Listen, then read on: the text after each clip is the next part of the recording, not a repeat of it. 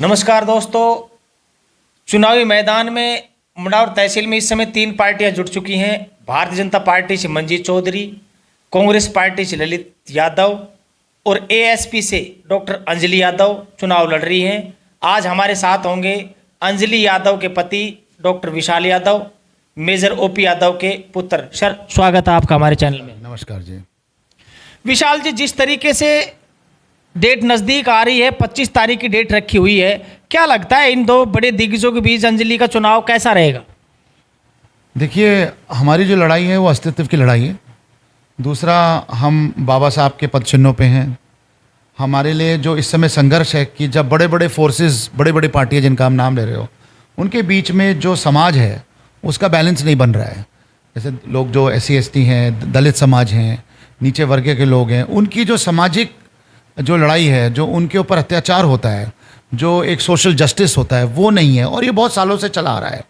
इसलिए हर जब भी इलेक्शन आते हैं तो आप देखते हो कि बाबा साहब की जो पार्टी है या जो भी समाज से जुड़ी हो, उनका अस्तित्व बढ़ जाता है, क्योंकि लोगों को लगता है कि हमारा कब हक आएगा।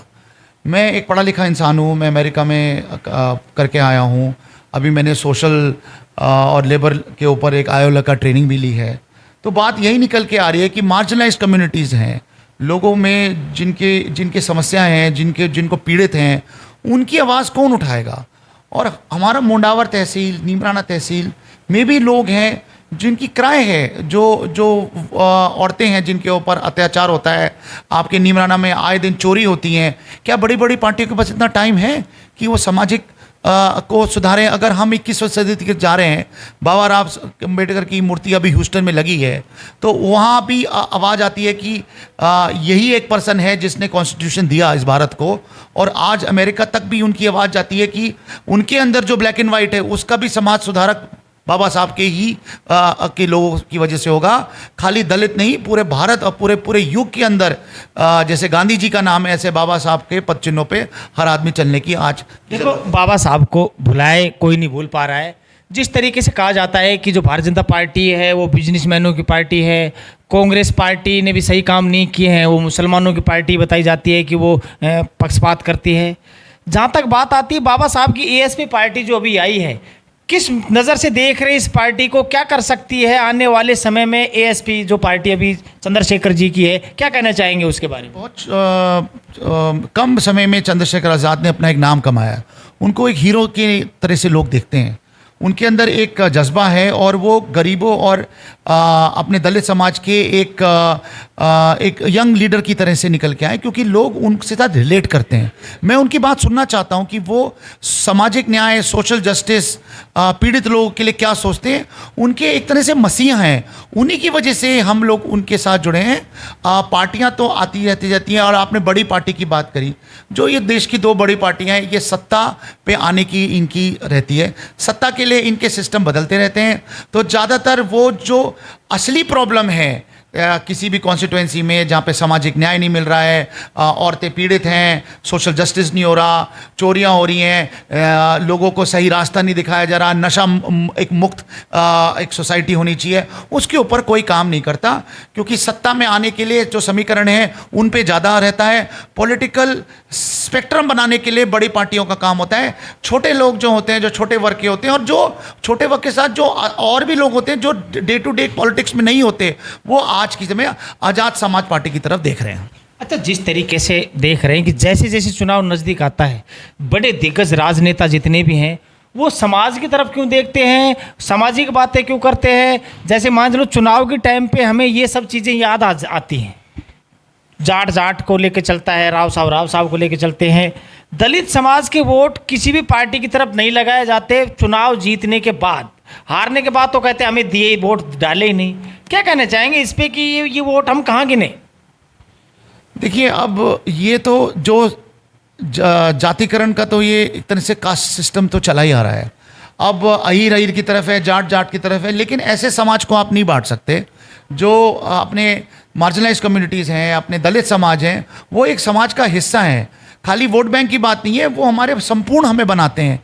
और जो बड़े बड़े पदों पे आज बैठे हैं, जहाँ पे बैठने भी नहीं देते, वो भी बाबा साहब ने ही देन दी कि आगे बढ़ो, जिन पदों पे तुम्हारा हक है उन्हीं पे आगे निकलो। संविधान दिया, इक्वल सोसाइटी को, equal justice, right to education, right to live, ये सब बाबा साहब की देन है। अगर कॉन्स्टिट्यूशन का पेंडुलम नहीं बनता तो आज आप और मैं आप ऐसे नहीं बैठे होते, जंगल राज में रह रहे होते आज आप। अच्छा, आप कहने मतलब कि जो पढ़ाई हमें मिली है वो बाबा साहब की देन है। पहले गरीब वर्ग पढ़ नहीं सकता था, दलित को स्कूल में जाने का मौका नहीं दिया जाता था। जितने भी बड़ी कास्ट हैं, पंडित हैं, ये लोग सिर्फ पढ़े लिखे होते थे। इसके पीछे बाबा साहब का हाथ बताया जा रहा है, ये संविधान में लिखा हुआ है, ये सब जानते हुए इस चीज़ को भी। इसके साथ साथ ये हमें राजनीति और वोटिंग के टाइम पे बड़े बड़े नेताओं को ध्यान क्यों आती हैं, आम टाइम पे और एक्स्ट्रा टाइम पे ये चीज़ें ध्यान क्यों नहीं आती सर? वही ना, देखिए जब पार्टी चुन के आती हैं तो उनको अपना पावर में रहने के लिए स्ट्रगल करनी पड़ती है, और उनको अपने पार्टी के जो उनके ऑफिस हैं उनको रिपोर्ट करनी पड़ती हैं। तो उनको लगता है ये निगलेक्टेड है, लेकिन कभी भी संविधान जिसने बनाया उसको आप निगलेक्ट करें, क्योंकि हमारे देश के अंदर बसा हुआ है। आरक्षण हो, कुछ भी हो, आज आपकी दलित के लोगों को आप बड़े बड़े आईएएस देख रहे हो, क्यों देख पा रहे हो? बड़ी बड़ी पोस्टों पे हो। मैंने जैसे बताया कि बाबा साहब की अभी अमेरिका में भी वो लगी है, वहाँ के जो पीड़ित लोग हैं वो बाबा साहब को याद कर रहे हैं कि वो हमारे देश का उद्धार करें। ब्लैक एंड वाइट की प्रॉब्लम है, तो इसलिए ये इसलिए क्या कि समाज का संतुलन बना ले। हो सकता है कि वोट इलेक्शन का जो जुझार आता है उसमें इन चीज़ों को कुछ दिन याद किया जाता है, और जहां आपने कहा सत्ता में आने के बाद भूल जाते हैं, वो भूलते नहीं है। वो सोचते हैं कि ये इतनी प्रायोरिटी नहीं है, लेकिन हर युग के अंदर दलित की आवाज रहेगी और हम इस हक की लड़ाई को अब नहीं रोक सकते। अच्छा, अभी जो विधानसभा के चुनाव होंगे, हर नेता जातिवाद खत्म करने की बात कर रहा है। आपने भी देखा होगा, सोशल मीडिया पर आप एक्टिव रहते हो।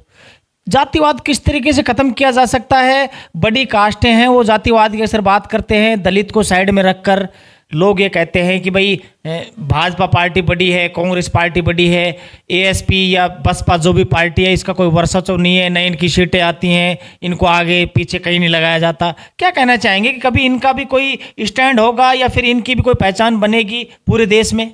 बहुत बड़ी बात कही। देखिए, एक बात आपको बता दूं कि जब तक आप इलेक्शन नहीं जीतते हो, जब तक आप, जैसे पिक्चर आपकी जब हिट होती है जब आप पिक्चर बनाते हो, जब तक आप इलेक्शन जीत के आगे नहीं आओगे, और आज़ाद समाज पार्टी से डॉक्टर अंजलि यादव जैसे लोग अगर जीत के नहीं आएंगे तो मैसेज नहीं जाएगा।